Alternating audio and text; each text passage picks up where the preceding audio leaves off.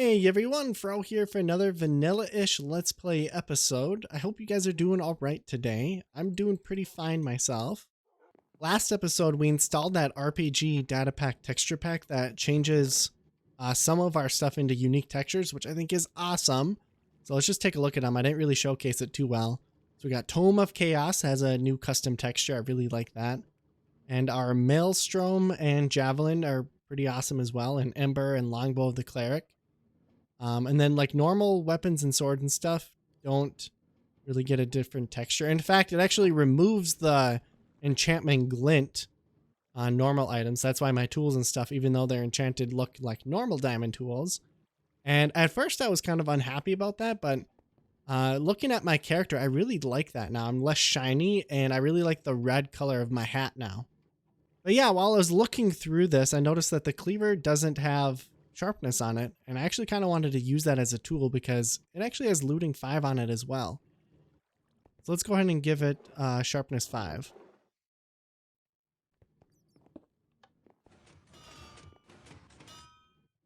All right, there we go. Aha, so we got sharpness 5. Oh yeah. Oh man, it is so slow though. I don't know. It's going to be hard to use, but we'll try it. Cool, so these are actually some other custom textures as well that come with this texture pack, which that's awesome. I really love that. It adds to the RPG feel that I'm going for. And it makes the items feel extra special, so I really like that. Alright, so next on our list, I was noticing that I've been using up all my shulker boxes for things like storage here and just various knickknacks and like fill them up with whatever was in my inventory at the time and place them somewhere random in the world and go collect it later. So we're almost out. We should probably craft some more here. And the other thing you might notice is I got a couple of colored boxes in the bottom here. So we got a whole shulker box of just EXP bottles so that we can repair our tools or elytra if we need to. Got a redstone box and a tool shed. It's filled with little things that might be useful if we're just like in the middle of nowhere.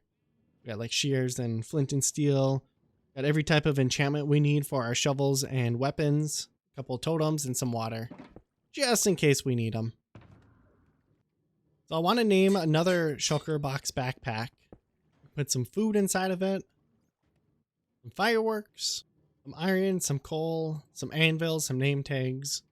A couple stacks of wood. Some bone meal. Gold, diamonds, and some emeralds, just in case we need any of that stuff. I wanted to put the cleaver to the test here. I think it can probably one-hit mobs. Let's check. Oh, but the recharge time is so slow. Don't blow up. Oh, okay, so it's slow. I can't quite hit 2 mobs in a row, but it's still pretty quick. All right, so I actually wanted to test this a little bit. So this is with no speed boost to our attack speed, but this quartz will give us plus 0.27 attack speed, as well as some normal speed as well. Does it feel any faster?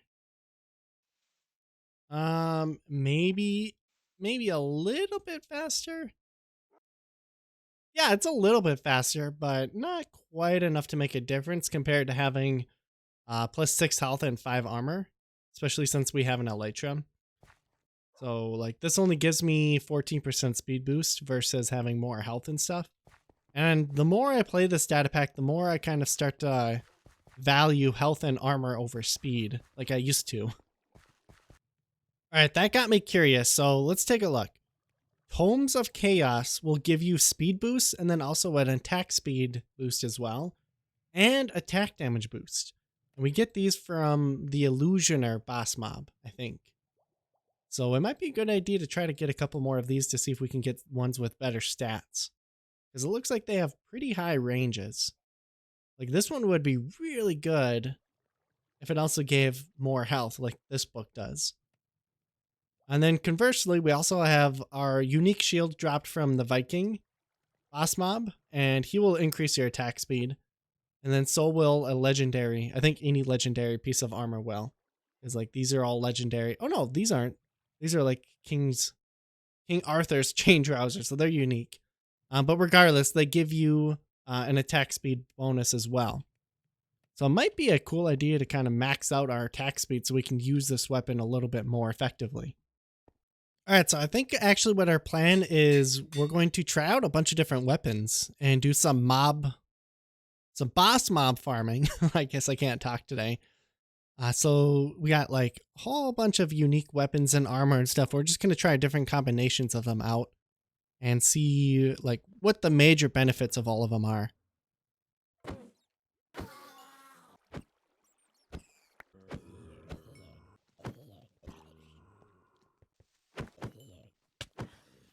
Oh, oh, oh.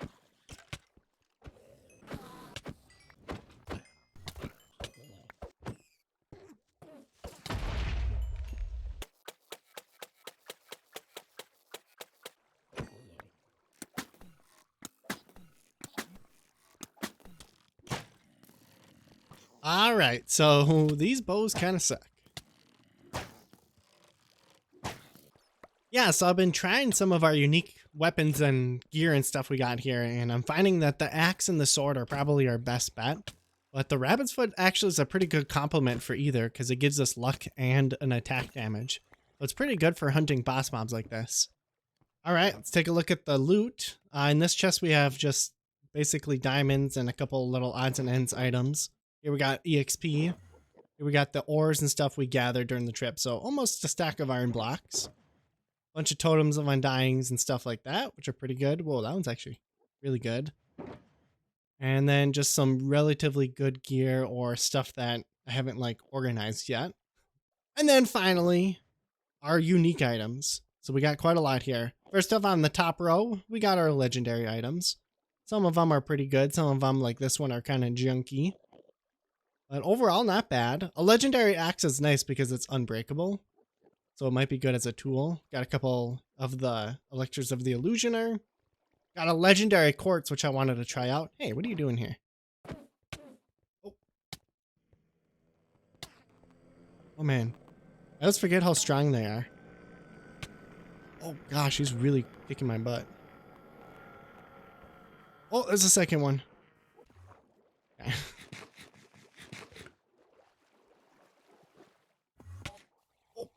Oh man, this guy's so strong. Oh, okay. I don't want to die. Let's give ourselves a totem. Man, there's so many legendary endermans here. Holy cow.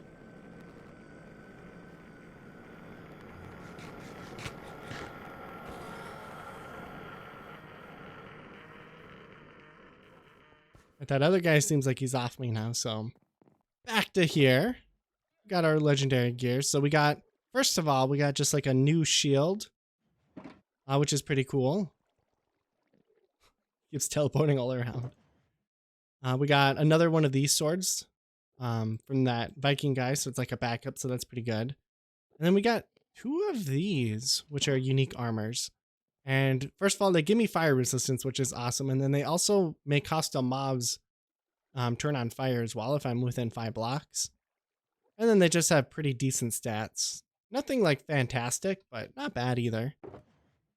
And we got a couple of these Faron daggers, or Faron daggers, however you want to say it, I don't know. Of the two, this one is definitely far better. I want to try that out in just a second. And then probably the best find we got from this caving experience, to be honest, is the core splitter. Because it's got efficiency 7 on it, so it can insta-break basically anything we needed for mining. Like, for example, that block. So that's actually a pretty big upgrade. Granted, we have Talos already, which is like a golden version of that.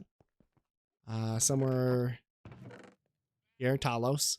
But the difference is this one came with Fortune 3, and this one's just efficiency, so we can put Silk Touch on there. And quickly, I just wanted to try out our cleaver again, this time with the legendary quartz and the Faron dagger in our offhand. So this is the recharge speed without anything. Pretty darn slow, almost unusable. This is what it looks like with the quartz. So it's probably about, it feels like twice as fast to me. And then with the dagger, maybe the same as the quartz. No, the quartz definitely feels significantly faster to me. And the quartz has pretty good speed boost as well. So we'll probably go with that for a while here. Like if I really wanted to, this is probably the best combination we can have. Because this does 37 attack damage. That's so insane. And if I can attack this fast, man, I can... Let's test it out a little bit.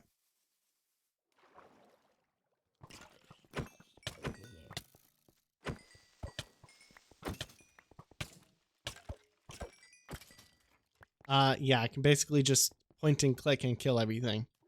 So that's pretty overpowered. We might have to keep that in mind. All right, but I also did some of the dungeon hunting off camera. And by off camera, I mean I recorded it and the recording got lost. So let's take a look at what we got. 2 shulker boxes full of unique potions, which by the way, I love this feature. I don't know if the potions are actually really that good, like absorption 2. It's not terrible, but it's not that great. It might be good in future dungeons because some of them get pretty difficult. But overall, the potions are just kind of a nice little token prize. They're not like super useful, especially since they're not renewable. So I don't want to use them up because I can't get them back very easily. But we'll see. Like that's a pretty good potion actually. Instant health too, and then it also gives you regen. You know what? I actually just noticed that the potions have like a rare level, their rarity as well. So that's actually... So I got a lot of the uncommon ones, but some of them are rare and they definitely get pretty good. Oh, very rare. That's actually a pretty darn good potion. And then over here, we got just a couple more unique items. So we got some more legendaries. 2 enchanted golden apples. Scar Bearer, which is a unique drop from one of the dungeon mobs. I forgot which one now. A legendary totem of undying, which we might want to use. It's a pretty good one. It adds a lot of armor. Actually, that would be really good with the elytra.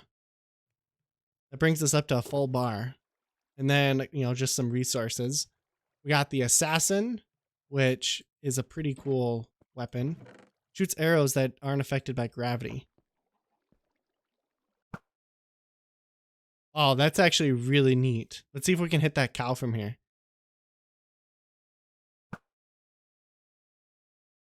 Oh, that's awesome, actually. You can like sniper rifle now. It's like basically, oh, that's awesome. It's actually a pretty cool find.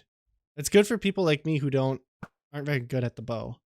And then we also got another core splitter and then 2 of these megaliths, which are just like super tanky. They add a bunch of health and stuff like that. The only downside is that they take your speed away. So I'm kind of thinking like a future vision of mine would be like the cleaver would be a potential weapon with the Pharaon dagger. And then the speed negation and the speed boost will kind of cancel out if I wear this armor here. It basically adds on a whole nother rack of hearts on combination with the speed boost. It's not actually terrible. You'd be pretty tanky. Like we're getting to be pretty powerful. No longer squishy. All right, enough dilly-dallying around with our RPG stuff. Next up, we have to get some seagrass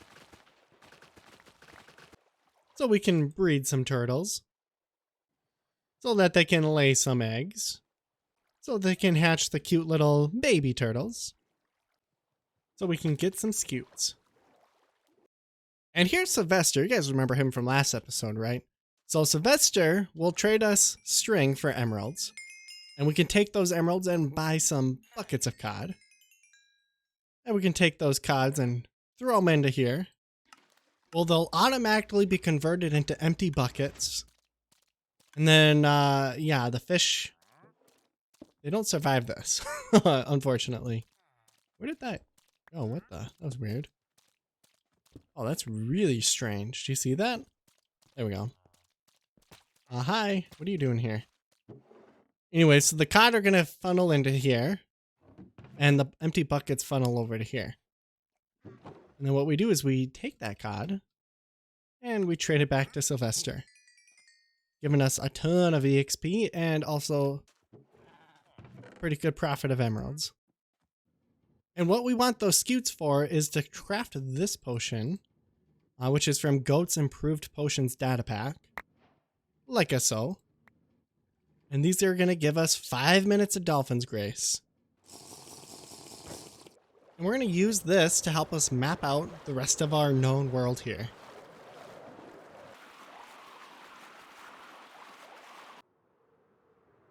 All right, this is actually pretty cool. Check this out.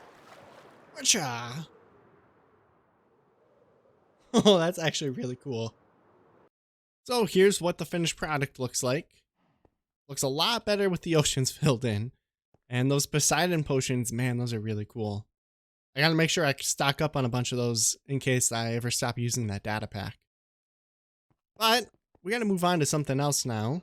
I've been encountering an issue, a pretty big issue here. I'm constantly running out of fuel, and the system that I'm using to keep this in stock doesn't work super well. So if you notice, they get kind of bunched up in the corner here, amongst other issues. Now I gotta try to get out of here. I gotta like fly on out. Let me out. There we go. And the other issue is if I come in this direction, right here, this whole mess of wiring and stuff doesn't work all the time. Like this area back here gets clogged up, and I have to come back here and manually unclog it. Like right there, it's clogged, and it doesn't really stay unclogged for very long. So I always have to kind of tend to this, and it's a problem because this is supposed to be automatic. So to be more exact, this redstone wiring back here is determining how much fuel we have in our furnace system. And when we run out, it's supposed to turn on the bamboo farm automatically. And you can kind of hear some stuff going on. And that works pretty well. The problem is when this farm is on, my FPS tanks hardcore. And also does my TPS does as well. So that means like my whole world kind of slows down, which is not good. So I want to keep the automatic farm in place, but I want to make a new farm that is more passive and just like larger. And we'll use that to fuel the furnace system and then keep this for on-demand bamboo. Like if we ever need a whole lot of it at once. So then in total, we're going to have two systems. One of them is the automatic one we'll control like this, and it'll use bone meal and be kind of expensive to run. So we don't want that to run very often. But when we do want it to run, I think I'm going to have it go into like a shulker box loading system. So I can be like, you know, oh, I need a lot of bamboo in my furnace system halfway across my world. I come over here, place down my shulker box, turn on the farm for 10 seconds, and then boom. And then in theory, this would fill up. And then we're going to have a second bamboo farm. That's just a whole bunch of them that'll just be harvested automatically, not using bone meal. And we'll dig that like out underground and just funnel the bamboo up. So in theory, then we should be able to keep all of our furnaces in stock with just having the bamboo grow automatically or like naturally. And I don't know how big of a farm we'll need for that, so it might take a little while. To make our lives a little bit easier, I want to enchant our core splitter with silk touch. We can use that to help us mine out a huge area. If I have any silk touch, I don't even know. Couldn't find any, so let's do some enchanting. So I guess what we could do is combine it with a pickaxe that has silk touch on it, but I don't really want to do that. So let's try to enchant one. I haven't harvested the EXP from our furnaces for a while, so let's see if that still works.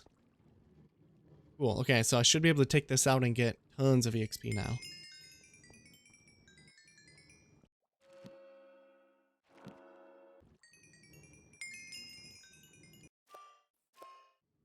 I guess we could check out the spider farm, which, by the way, I've been working on this a little bit off camera. Tell me what you guys think of the color scheme and stuff. Not much is done yet. Do have a feeling that we won't find silk touch here either, though. Oh yeah, and really quickly for reference, you can't combine them. Won't let you. And this is the first time I've actually had to collect EXP for an enchantment that we don't have for like 3 or 4 months now. It's been quite a while. And it's making me realize just how crummy our EXP system is. Takes a long time. I've been AFK here for almost an hour and I've only gone up to level 36. Which is pretty terrible. And this is with 4 spider farms, so I should really invest in a better EXP solution. Well, dang, I didn't get a single silk touch buck, so that kind of stinks. I'm going to work on that project, though, off camera and let you know how it goes in the next episode, because this one's getting a little bit long. You guys have a great day. I hope you enjoyed the episode. I'm actually really excited. We made some major upgrades to our gear, and I discovered that caving is super fun with this data pack. Again, I kind of stopped like fighting the boss mobs for a while there, just because I didn't want to die. I know, poor reason, but yeah. And then also the other really fun thing is actually the dungeon crawling. So I want to start doing more of those. Maybe we do like 1 or 2 an episode, just so we can continue to get good gear here. Other than that though, you guys have a nice day. Stay safe and eat lots of onions.